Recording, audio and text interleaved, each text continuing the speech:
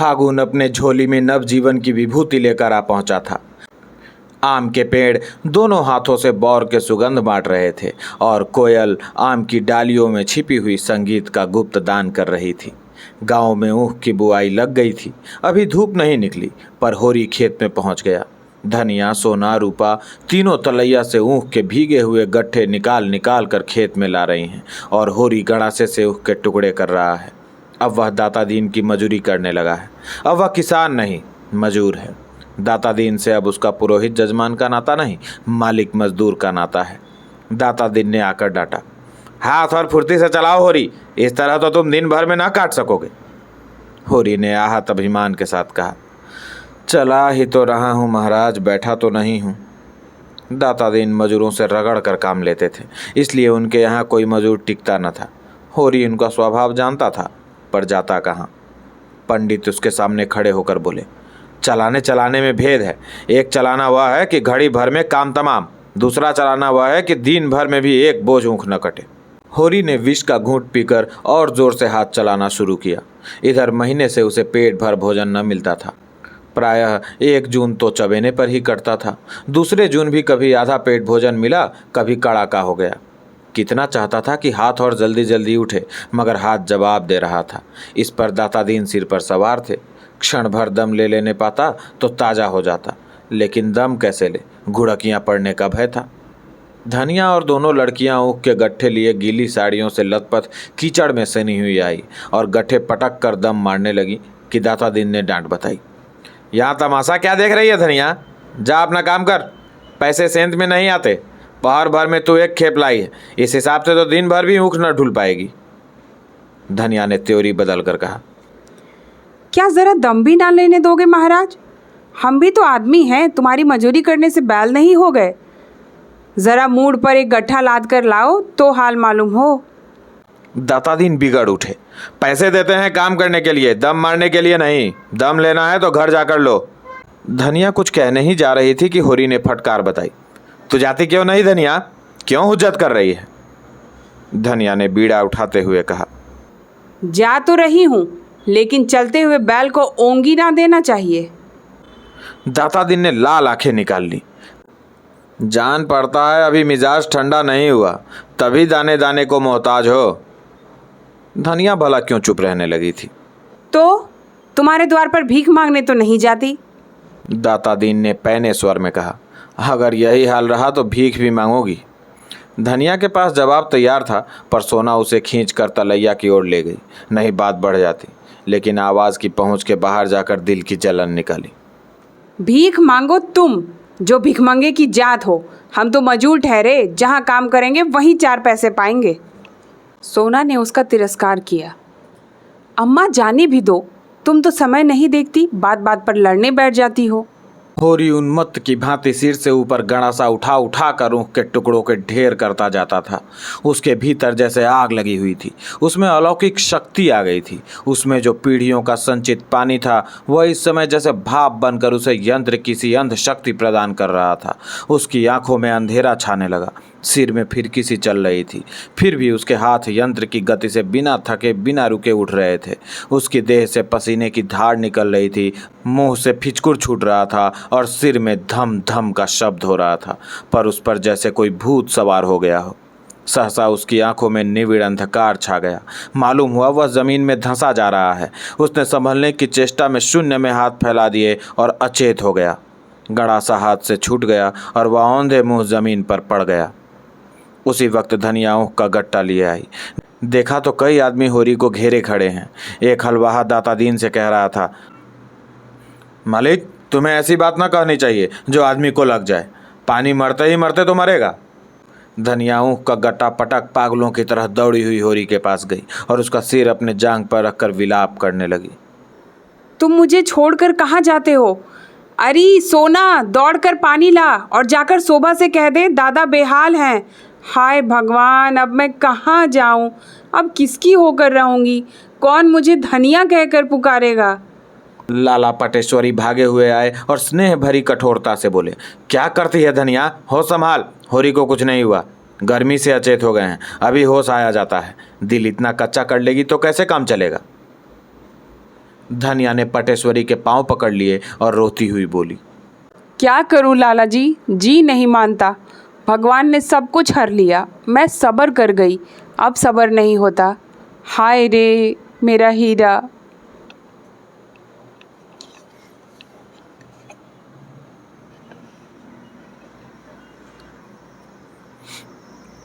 सोना पानी लाई। पटेश्वरी ने होरी के मुंह पर पानी के छींटे दिए। कई आदमी अपने अपने अंगोछियों से हवा कर रहे थे। होरी की देह ठंडी पड़ गई थी। पटेश्वरी को भी चिंता हुई, पर धनिया को वह बराबर साहस देते जाते थे। धनिया अधीर होकर बोली, ऐसा कभी नहीं हुआ था लाला, कभी नहीं। पटेश्वरी ने पूछा, रात कुछ खाया था? धनिया बोली, हाँ रोटियां पकाई थी, लेकिन आजकल हमारे ऊपर जो बीत रही है वह क्या तुमसे छिपा है। महीनों से भरपेट रोटी नसीब नहीं हुई। कितना समझाती हूँ जान रख कर काम करो, लेकिन आराम तो हमारे भाग्य में लिखा ही नहीं। सहसा होरी ने आंखें खोल दी और उड़ती हुई नजरों से इधर उधर ताका। धनिया जैसे जी उठी, विह्वल होकर उसके गले से लिपट कर बोली, अब कैसा जी है तुम्हारा, मेरे तो परान नहों में समा गए थे। होरी ने कातर स्वर में कहा, अच्छा हूँ, ना जाने कैसा जी हो गया था। धनिया ने स्नेह में डूबी भर्त्सना से कहा, देह में दम तो है नहीं, काम करते हो जान देकर। लड़कों का भाग था, नहीं तो ले ही डूबे थे। पटेश्वरी ने हंसकर कहा, धनिया तो रो पीट रही थी। होरी ने आतुरता से पूछा, सचमुच तू रोती थी धनिया? धनिया ने पटेश्वरी को पीछे ढकेल कर कहा, इन्हें बकने दो, तुम पूछो वह क्यों कागज छोड़कर घर से दौड़े आए थे। पटेश्वरी ने चिढ़ाया, तुम्हें हीरा हीरा कहकर रोती थी, अब लाज के मारे मुँह करती है, छाती पीट रही थी। होरी ने धनिया को सजल नेत्रों से देखा, पगली है और क्या, अब न जाने कौन सा सुख देखने के लिए मुझे जिलाए रखना चाहती है। दो आदमी होरी को टिका कर घर लाए और चारपाई पर लिटा दिया। दाता दीन तो कुढ़ रहे थे कि बुआई में देर हुई जाती है, पर माता दीन इतना निर्दयी न था। दौड़कर घर से गर्म दूध लाया और एक शीशी में गुलाब जल भी लेता आया, और दूध पीकर होरी में जैसे जान आ गई। उसी वक्त गोबर एक मजदूर के सिर पर अपना सामान लादे आता दिखाई दिया। गांव के कुत्ते पहले तो भूखते हुए उसकी तरफ दौड़े, फिर दुम हिलाने लगे। रूपा ने कहा, भैया आए, भैया आए, और तालियां बजाती हुई दौड़ी। सोना भी 2-3 कदम आगे बढ़ी, पर अपने उत्साह को भीतर ही दबा गई। 1 साल में उसका यौवन कुछ और संकोचशील हो गया था। झुनिया भी घूंघट निकाले द्वार पर खड़ी हो गई। गोबर ने माँ बाप के चरण छुए और रूपा को गोद में उठाकर प्यार किया। धनिया ने उसे आशीर्वाद दिया और उसका सिर अपनी छाती से लगाकर मानो अपने मातृत्व का पुरस्कार पा गई। उसका हृदय गर्व से उमड़ा पड़ता था। आज तो वह रानी है, इस फटेहाल में भी रानी है। कोई उसकी आंखें देखे, उसका मुख देखे, उसका हृदय देखे, उसकी चाल देखे, रानी भी लजा जाएगी। गोबर कितना बड़ा हो गया है और पहन ओढ़कर कैसा भला मानस लगता है। धनिया के मन में कभी अमंगल की शंका न हुई थी। उसका मन कहता था गोबर कुशल से है और प्रसन्न है। आज उसे आंखों देखकर मानो उसको जीवन के धूल धक्कड़ में गुम हुआ रत्न मिल गया है। मगर होरी ने मुंह फेर लिया था। गोबर ने पूछा, दादा को क्या हुआ है अम्मा? धनिया घर का हाल कहकर उसे दुखी न करना चाहती थी। बोली, कुछ नहीं बेटा, ज़रा सिर में दर्द है। चलो कपड़े उतारो, हाथ मुंह धो। कहाँ थे तुम इतने दिन? भला इस तरह कोई घर से भागता है? और कभी एक चिट्ठी तक ना भेजी। आज साल भर के बाद जाके सुधी ली है। तुम्हारी राह देखते देखते आंखें फूट गईं। यही आशा बंधी रहती थी कि कब वह दिन आएगा और कब तुम्हें देखूंगी। कोई कहता था मीरज भाग गया, कोई डमरा टापू बताता था। सुन सुनकर जान सूखी जाती थी। कहाँ रहे इतने दिन?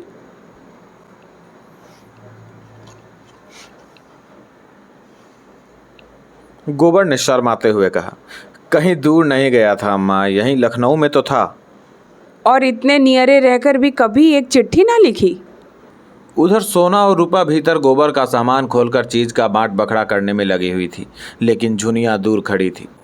उसके मुख पर आज मान का शोक रंग झलक रहा है।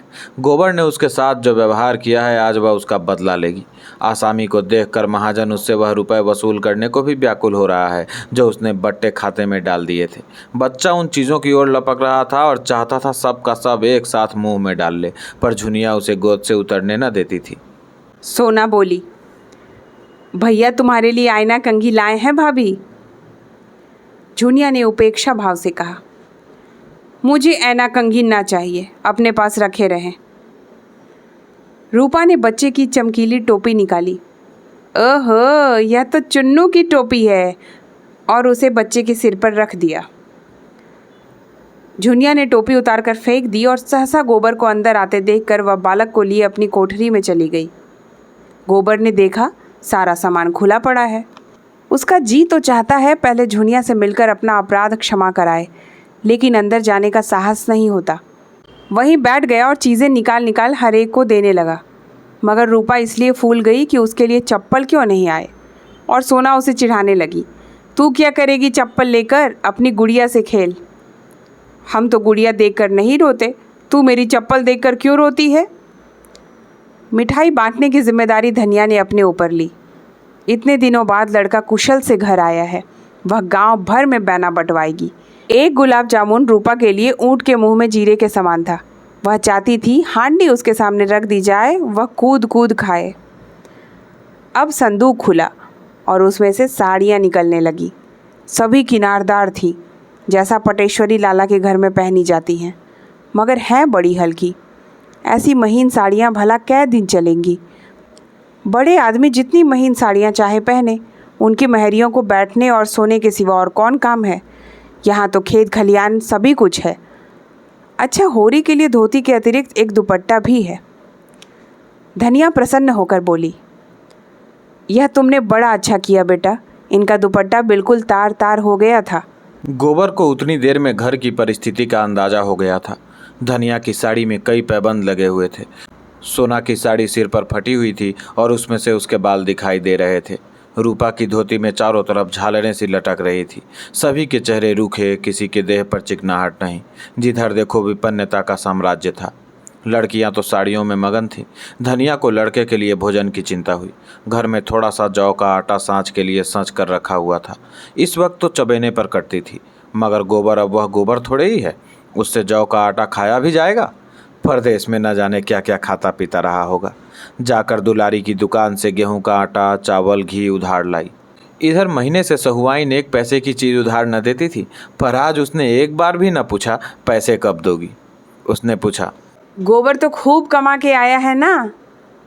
धनिया बोली, अभी तो कुछ नहीं खुला दीदी, अभी मैंने भी कुछ कहना उचित ना समझा। हाँ, सबके लिए किनारदार साड़ियाँ लाया है। तुम्हारे आशीर्वाद से कुशल से लौट आया, मेरे लिए तो यही बहुत है। दुलारी ने आशीष दिया, भगवान करे जहाँ रहे कुशल से रहे। माँ बाप को और क्या चाहिए। लड़का समझदार है और छोकरों की तरह उड़ाव नहीं है। हमारे रुपए अभी ना मिले तो ब्याज तो दे दो, दिन दिन बोझ बढ़ ही तो रहा है। इधर सोना चुन्नू को उसका फ्राक और टॉप और जूता पहना कर राजा बना रही थी। बालक इन चीज़ों को पहनने से ज़्यादा हाथ में लेकर खेलना पसंद करता था।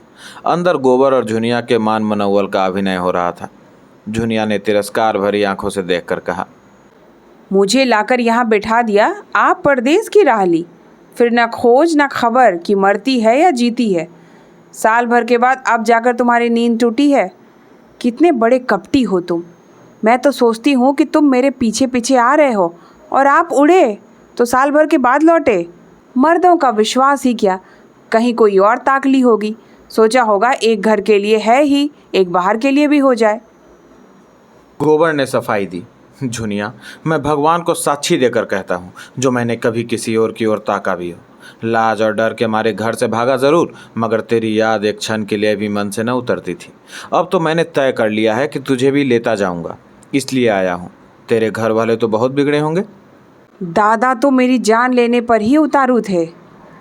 सच? तीनों जने यहाँ चढ़ाए थे। अम्मा ने ऐसा डांटा कि मुंह लेकर रह गए। हाँ, हमारे दोनों बैल खोल ले गए। इतनी बड़ी जबरदस्ती, और दादा कुछ बोले नहीं? दादा अकेले किससे किससे लड़ते, गांव वाले तो नहीं ले जाने देते थे, लेकिन दादा ही भलमानसी में आ गए तो और लोग क्या करते। तो आजकल खेती बाड़ी कैसे हो रही है? खेती बाड़ी सब टूट गई। थोड़ी सी पंडित महाराज के साझे में है, ऊख बोई ही नहीं गई। गोबर की कमर में इस समय 200 रुपए थे। उसकी गर्मी यूँ भी कम न थी। यह हाल सुनकर तो उसके बदन में आग ही लग गई। बोला, तो फिर पहले मैं उन्हीं से जाकर समझता हूँ। उनकी यह मजाल कि मेरे द्वार पर से बैल खोल ले जाएं। यह डाका है, खुला हुआ डाका। 3-3 साल को चले जाएंगे तीनों। यूँ ना देंगे तो अदालत से लूँगा, सारा घमंड तोड़ दूंगा। वह उसी आवेश में चला था कि झुनिया ने पकड़ लिया और बोली, तो चले जाना, अभी ऐसी क्या जल्दी है। कुछ आराम कर लो, कुछ खा पी लो। सारा दिन तो पड़ा है। यहाँ बड़ी बड़ी पंचायत हुई। पंचायत ने 80 रुपये डाँड़ के लगाए, 30 मन अनाज ऊपर। उसी में तो और तबाही आ गई। सोना बालक को कपड़े जूते पहना कर लाई। कपड़े पहनकर वह जैसे सचमुच राजा हो गया था। गोबर ने उसे गोद में ले लिया, पर इस समय बालक के प्यार में उसे आनंद न आया। उसका रक्त खौल रहा था और कमर के रुपए आँच और तेज कर रहे थे। वह एक एक से समझेगा। पंचों को उस पर डांड लगाने का अधिकार क्या है?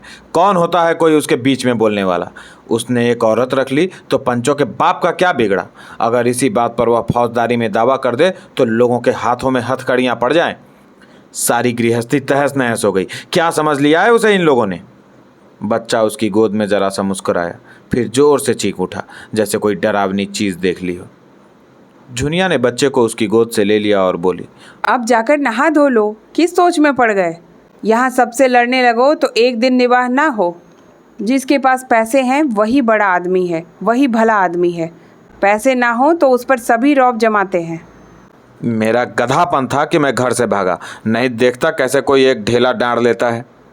शहर की हवा खा आए हो तभी ये बातें सूझने लगी हैं, नहीं घर से भागते क्यों? यही जी चाहता है कि लाठी उठाऊं और पटेश्वरी, दातादीन, झिंगुड़ी सब सालों को पीट कर गिरा दूं और उनके पेट से रुपए निकाल लूं। रुपए की बहुत गर्मी चढ़ी है शायद। लाओ निकालो, देखूं इतने दिन में क्या कमा लाए हो। उसने गोबर की कमर में हाथ लगाया। गोबर खड़ा होकर बोला, अभी क्या कमाया? हाँ, अब तुम चलोगी तो कमाऊंगा। साल भर तो शहर का रंग ढंग पहचानने में ही लग गया। अम्मा जाने देंगी तब तो। अम्मा क्यों ना जाने देंगी? उनसे मतलब? वाह, मैं उनकी राजी बिना ना जाऊंगी। तुम तो छोड़कर चलते बने, और मेरा कौन था यहाँ? वह अगर घर में घुसने ना देती तो मैं कहाँ जाती? जब तक जीऊंगी उनका जस गाऊंगी, और तुम भी क्या परदेश ही करते रहोगे? और यहाँ बैठकर क्या करूँगा? कमाओ और मरो, इसके सिवा और यहाँ रखा क्या है? थोड़ी सी अक्ल हो और आदमी काम करने से ना डरे तो वहाँ भूखों नहीं मर सकता। यहाँ तो अक्ल कुछ काम नहीं करती। दादा क्यों मुंह फुलाए हुए हैं? अपने भाग बखानों के मुंह फुलाकर छोड़ देते हैं। तुमने उपद्रव तो इतना बड़ा किया था कि उस क्रोध में पा जाते तो मुंह लाल कर देते। तो तुम्हें भी खूब गालियाँ देते होंगे? कभी नहीं, भूल कर भी नहीं। अम्मा तो पहले बिगड़ी थी, लेकिन दादा ने तो कभी कुछ नहीं कहा। जब बुलाते हैं बड़े प्यार से। मेरा सिर भी दुखता है तो बेचैन हो जाते हैं। अपने बाप को देखते तो मैं इन्हें देवता समझती हूँ। अम्मा को समझाया करते हैं, बहू को कुछ ना कहना। तुम्हारे ऊपर सैकड़ों बार बिगड़ चुके हैं कि इसे घर में बिठाकर आप ना जाने कहाँ निकल गया। आजकल पैसे पैसे की तंगी है। ऊख के रुपए बाहर ही बाहर उड़ गए। अब तो मजूरी करनी पड़ती है। आज बेचारे खेत में बेहोश हो गए, रोना पिटना मच गया, तब से पड़े हैं। मुंह हाथ धोकर और खूब बाल बनाकर गोबर गांव की दिग्विजय करने निकला। दोनों चाचाओं के घर जाकर राम राम कराया, फिर और मित्रों से मिला। गांव में कोई विशेष परिवर्तन न था। हाँ, पटेश्वरी की नई बैठक बन गई थी और झिंगुड़ी सिंह ने दरवाजे पर नया कुआं खुदवा लिया था। गोबर के मन में विद्रोह और भी ताल ठोंकने लगा। जिससे मिला उसने उसका आदर किया और युवकों ने तो उसे अपना हीरो बना लिया और उसके साथ लखनऊ जाने को तैयार हो गए।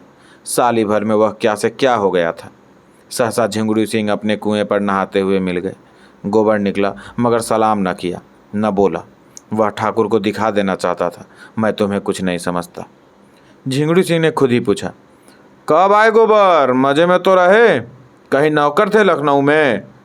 गोबर ने हेकड़ी के साथ कहा, लखनऊ गुलामी करने नहीं गया था। नौकरी है तो गुलामी? मैं व्यापार करता था। ठाकुर ने कुतूहल भरी आंखों से उसे सिर से पांव तक देखा। कितना रोज पैदा करते थे? गोबर ने छुरी को भाला बनाकर उनके ऊपर चलाया। यही कोई 2.5-3 रुपये मिल जाते थे, कभी चटक गई तो 4 भी मिल गए, इससे बेसी नहीं। झिंगुरी सिंह बहुत नोच खसोट करके भी 25-30 से ज़्यादा ना कमा पाते थे, और यह गंवार लौंडा 100 रुपये कमाने लगा। उनका मस्तक नीचा हो गया। अब किस दावे से उस पर रौब जमा सकते थे? वर्ण में वह जरूर ऊँचे हैं, लेकिन वर्ण कौन देखता है? उससे स्पर्धा करने का यह अवसर नहीं। अब तो उसकी चिरौरी करके उससे कुछ काम निकाला जा सकता है। बोले, इतनी कमाई कम नहीं है बेटा जो खर्च करते बने। गांव में तो 3 आने भी नहीं मिलते। भवनिया उनके ज्येष्ठ पुत्र का नाम था। भवनिया को भी कहीं कोई काम दिला दो तो भेज दूं। न पढ़े न लिखे, एक न एक उपद्रव करता रहता है। कहीं मुनीमी खाली हो तो कहना, नहीं हाथ ही लेते जाना, तुम्हारा तो मित्र है। तलब थोड़ी हो, कुछ गम नहीं। हाँ, 4 पैसे की ऊपर की गुंजाइश हो। गोबर ने अभिमान भरी हंसी से कहा, यह ऊपरी आमदनी की चाट आदमी को खराब कर देती है ठाकुर।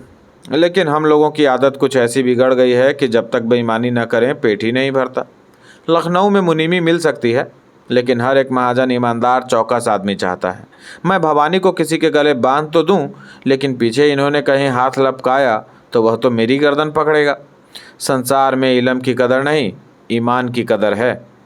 यह तमाचा लगाकर गोबर आगे निकल गया। झिंगुरी मन में ऐंठ कर रह गए। लौंडा कितने घमंड की बातें करता है, मानो धर्म का अवतार ही तो है। इसी तरह गोबर ने दाता दीन को भी रगड़ा। भोजन करने जा रहे थे। गोबर को देखकर प्रसन्न होकर बोले, मजे में तो रहे गोबर। सुना वहाँ कोई अच्छी जगह पा गए हो। माता दीन को भी किसी हीले से लगा दो ना। भांग पीकर पड़े रहने के सिवा यहाँ और कौन काम है। गोबर ने बनाया, तुम्हारे घर में किस बात की कमी है महाराज। जिस जजमान के द्वार पर जाकर खड़े हो जाओ कुछ न कुछ मार ही लाओगे। जन्म में लो, मरण में लो, शादी में लो, गमी में लो, खेती करते हो, लेन देन करते हो, दलाली करते हो।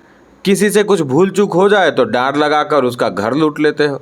इतनी कमाई से पेट नहीं भरता। क्या करोगे बहुत सा धन बटोर कर, कि साथ ले जाने की कोई जुगत निकाल ली है। दाता दीन ने देखा गोबर कितनी ठिठाई से बोल रहा है। अदब और लिहाज जैसे भूल गया। अभी शायद नहीं जानता कि बाप मेरी गुलामी कर रहा है। सच है, छोटी नदी को उमड़ते देर नहीं लगती, मगर चेहरे पर मैल नहीं आने दिया।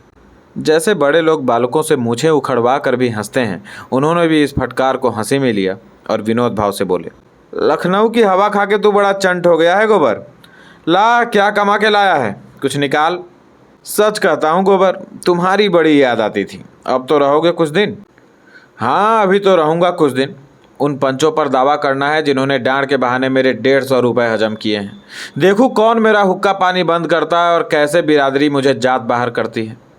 यह धमकी देकर वह आगे बढ़ा। उसकी हेकड़ी ने उसके युवक भक्तों को रौब में डाल दिया था। एक ने कहा, कर दो नालिश गोबर भैया, बूढ़ा काला सांप है जिसके काटे का मंतर नहीं। तुमने अच्छी डांट बताई। पटवारी के भी कान जरा गरमा दो। बड़ा मुतगनी है दादा। बाप बेटे में आग लगा दे, भाई भाई में आग लगा दे। कारिंदे से मिलकर असामियों का गला काटता है। अपने खेत पीछे जोतो, पहले उसके खेत जोत दो। अपनी सिंचाई पीछे करो, पहले उसकी सिंचाई कर दो। गोबर ने मूँछों पर ताप देकर कहा, मुझसे क्या कहते हो भाई, साल भर में भूल थोड़ी ही गया। यहाँ मुझे रहना ही नहीं है, नहीं एक एक को नचा कर छोड़ता। अब की होली धूमधाम से मनाओ और होली का स्वांग बनाकर इन सबों को खूब भिगो भिगो कर लगाओ। होली का प्रोग्राम बनने लगा। खूब भंग घुटे, दूधिया भी, रंगीन भी, और रंगों के साथ कालीक भी बने, और मुखियों के मुंह पर कालीक ही पोती जाए। होली में कोई बोल ही क्या सकता है। फिर स्वांग निकले और पंचों की भद उड़ाई जाए। रुपए पैसे की कोई चिंता नहीं, गोबर भाई कमा कर लाए हैं। भोजन करके गोबर भोला से मिलने चला। जब तक अपनी जोड़ी लाकर अपने द्वार पर बांध न दे उसे चैन नहीं। वह लड़ने मरने को तैयार था।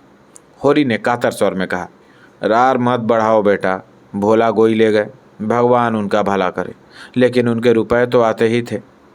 गोबर ने उत्तेजित होकर कहा, दादा तुम बीच में मत बोलो।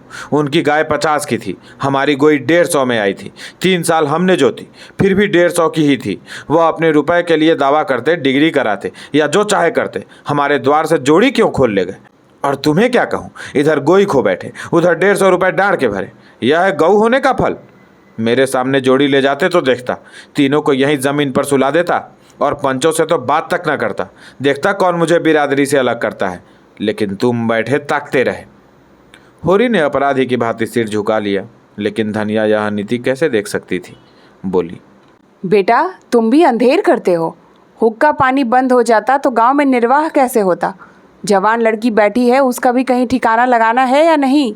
मरने जीने में आदमी बिरादरी। गोबर ने बात काटी, हुक्का पानी सब तो था, बिरादरी में आदर भी था, फिर मेरा ब्याह क्यों नहीं हुआ? बोलो। इसलिए कि घर में रोटी न थी? रुपए हो तो ना हुक्का पानी का काम है ना जात बिरादरी का। दुनिया पैसे की है, हुक्का पानी कोई नहीं पूछता। धनिया तो बच्चे का रोना सुनकर भीतर चली गई और गोबर भी घर से निकला। होरी बैठा सोच रहा था, लड़के की अकल जैसे खुल गई है, कैसी बेलाग बात कहता है। उसकी वक्र बुद्धि ने होरी के धर्म और नीति को परास्त कर दिया था। सहसा होरी ने उससे पूछा, मैं भी चलूं? मैं लड़ाई करने नहीं जा रहा हूँ दादा, डरो मत, मेरी ओर तो कानून है, मैं क्यों लड़ाई करने लगा। मैं भी चलूँ तो कोई हरज है? हाँ, बड़ा हरज है, तुम बनी बात बिगाड़ दोगे। होरी चुप हो गया और गोबर चल दिया।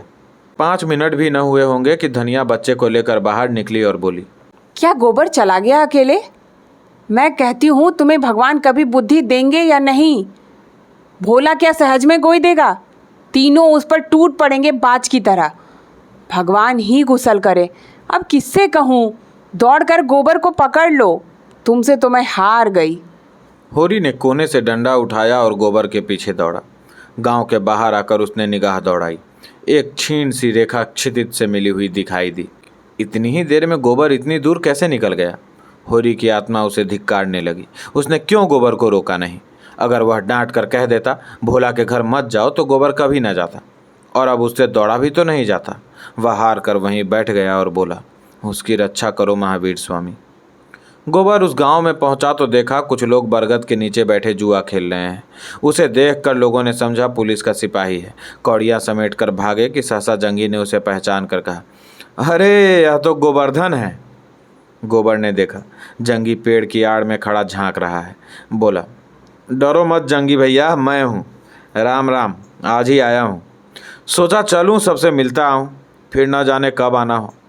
मैं तो भैया तुम्हारे आशीर्वाद से बड़े मज़े में निकल गया। जिस राजा की नौकरी में हूँ उन्होंने मुझसे कहा है कि 1-2 आदमी मिल जाए तो लेते आना, चौकीदारी के लिए चाहिए। मैंने कहा सरकार ऐसे आदमी दूंगा कि चाहे जान चली जाए मैदान से हटने वाले नहीं। इच्छा हो तो मेरे साथ चलो, अच्छी जगह है। जंगी उसका ठाट बाट देख कर रौब में आ गया। उसे कभी चमरौधे जूते भी मैसर न हुए थे और गोबर चमाचम बूट पहने था। साफ सुथरी धारीदार कमीज, संवरे हुए बाल, पूरा बाबू साहब बना हुआ। फटे हाल गोबर और इस परिष्कृत गोबर में बड़ा अंतर था। हिंसा भाव तो यूं ही समय के प्रभाव से शांत हो गया था और बचा खुचा अब शांत हो गया। जुआरी था ही उस पर गांजे की लत, और घर में बड़ी मुश्किल से पैसे मिलते थे। मुंह में पानी भर आया। बोला, चलूँगा क्यों नहीं, यहाँ पड़ा पड़ा मक्खी ही तो मार रहा हूँ, कै रुपए मिलेंगे? गोबर ने बड़े आत्मविश्वास से कहा, इसकी कुछ चिंता मत करो, सब कुछ अपने ही हाथ में है, जो चाहोगे वह हो जाएगा। हमने सोचा जब घर में ही आदमी है तो बाहर क्यों जाए। जंगी ने उत्सुकता से पूछा, काम क्या करना होगा? काम चाहे चौकीदारी करो चाहे तगादे पर जाओ, तगादे का काम सबसे अच्छा। आसामी से गठ गए, आकर मालिक से कह दिया, घर पर मिला ही नहीं, चाहो तो रुपये 8 आने रोज बना सकते हो। रहने की जगह भी मिलती है? जगह की कौन कमी, पूरा महल पड़ा है, पानी का नल, बिजली, किसी बात की कमी नहीं है। कामता हैं कि कहीं गए हैं? दूध लेकर गए हैं, मुझे कोई बाजार नहीं जाने देता। कहते हैं तुम तो गांजा पीकर जाते हो। मैं अब बहुत कम पीता हूँ भैया, लेकिन 2 पैसे रोज तो चाहिए ही। तुम कामता से कुछ न कहना, मैं तुम्हारे साथ चलूँगा। हाँ हाँ, बेखटक के चलो, होली के बाद तो पक्की रही। दोनों आदमी बातें करते भोला के द्वार पर आ पहुँचे। भोला बैठे सुतली काट रहे थे। गोबर ने लपक कर उनके चरण छुए और इस वक्त उसका गला सचमुच भर आया। बोला, काका, मुझसे जो कुछ भूल चूक हुई उसे क्षमा कर। भोला ने सुतली काटना बंद कर दिया और पथरीले स्वर में बोला, काम तो तुमने ऐसा ही किया था गोबर कि तुम्हारा सिर काट लूँ तो भी पाप न लगे, लेकिन अपने द्वार पर आए हो, अब क्या कहूँ। जाओ, जैसा मेरे साथ किया उसकी सज़ा भगवान देंगे। कब आए? गोबर ने खूब नमक मिर्च लगाकर अपने भाग्योदय का वृत्तांत कहा और जंगी को अपने साथ ले जाने की अनुमति मांगी। भोला को जैसे बेमांगे वरदान मिल गया। जंगी घर पर एक न एक उपद्रव करता रहता था। बाहर चला जाएगा तो 4 पैसे पैदा तो करेगा, न किसी को कुछ देगा, अपना तो बोझ उठा सकेगा। गोबर ने कहा। नहीं काका, भगवान ने चाहा और इनसे रहते बना तो 1-2 साल में आदमी बन जाएंगे। हाँ, जब इनसे रहते बने सिर पर आ पड़ती है तो आदमी आप संभल जाता है। तो कब तक जाने का विचार है? होली करके चला जाऊंगा। यहाँ खेती बाड़ी का सिलसिला फिर जमा दूं तो निश्चिंत हो जाऊं। होरी से कहो अब बैठ के राम राम करें। कहता तो हूँ, लेकिन जब उनसे बैठा जाए। वहाँ किसी वैद्य से तो तुम्हारी जान पहचान होगी। खांसी बहुत दिक कर रही है, हो सके तो कोई दवाई भेज देना। एक नामी वैद्य तो मेरे पड़ोस में ही रहते हैं, उनसे हाल कह के दवा बनवा कर भेज दूंगा। खांसी रात को जोर करती है कि दिन को? खांसी रात को जोर करती है कि दिन को? नहीं बेटा, रात को। आँख नहीं लगती। नहीं वहाँ कोई डॉल हो तो मैं भी वहाँ चल कर रहूँ। यहाँ तो कुछ पड़ता नहीं पड़ता। रोजगार का जो मज़ा वहाँ है काका, यहाँ क्या होगा? यहाँ रुपए का 10 सेर दूध भी कोई नहीं पूछता, हलवाइयों के गले लगना पड़ता है। वहाँ 5-6 सेर के भाव से चाहो तो घड़ी में मानो दूध बेच लो। जंगी गोबर के लिए दूधिया शरबत बनाने चला गया था। भोला ने एकांत देख कर कहा, और भैया अब इस जंजाल से जी उब गया है। जंगी का हाल देखते ही हो। कामता दूध लेकर जाता है, सानी पानी खोलना बांधना सब मुझे करना पड़ता है। अब तो यही जी चाहता है कि सुख से कहीं एक रोटी खाऊं और पड़ा रहूं। कहाँ तक हाय हाय करूं? रोज लड़ाई झगड़ा, किस किस के पांव सहलाऊं। खांसी आती है, रात को उठा नहीं जाता, पर कोई एक लोटे पानी को भी नहीं पूछता। पगहिया टूट गई है, मुदा किसी को इसकी सुधि नहीं है। जब मैं बनाऊंगा तभी बनेगी। गोबर ने आत्मीयता के साथ कहा, तुम चलो लखनऊ काका, 5 सेर दूध बेचो नगद। कितने ही बड़े बड़े अमीरों से मेरी जान पहचान है। मन भर दूध की निकासी का जिम्मा मैं लेता हूँ। मेरी चाय की दुकान भी है। 10 सेर दूध तो मैं ही नीत लेता हूँ। तुम्हें किसी तरह का कष्ट ना होगा। जंगी दूधिया शरबत ले आया। गोबर ने एक गिलास शरबत पीकर कहा, तुम तो खाली 7 सवेरे चाय की दुकान पर बैठ जाओ काका तो 1 रुपया कहीं नहीं गया है। भोला ने 1 मिनट के बाद संकोच भरे भाव से कहा, क्रोध में बेटा आदमी अंधा हो जाता है। मैं तुम्हारी गोई खोल लाया था, उसे लेते जाना। यहाँ कौन खेती बाड़ी होती है? मैंने तो एक नई गोई ठीक कर ली है काका। नहीं नहीं, नई गोई लेकर क्या करोगे? इसे लेते जाओ तो मैं तुम्हारे रुपए भिजवा दूंगा। रुपए कहीं बाहर थोड़े ही हैं बेटा, घर में ही तो हैं। बिरादरी का ढकोसला है, नहीं तुम में और हम में कोई भेद है? सच पूछो तो मुझे खुश होना चाहिए था कि झुनिया भले घर में गई है, आराम से है, और मैं उसके खून का प्यासा बन गया था। संध्या के समय गोबर यहाँ से चला तो गोई उसके साथ थी और दही की 2 हाड़ियाँ लिए जंगी पीछे पीछे आ रहा था।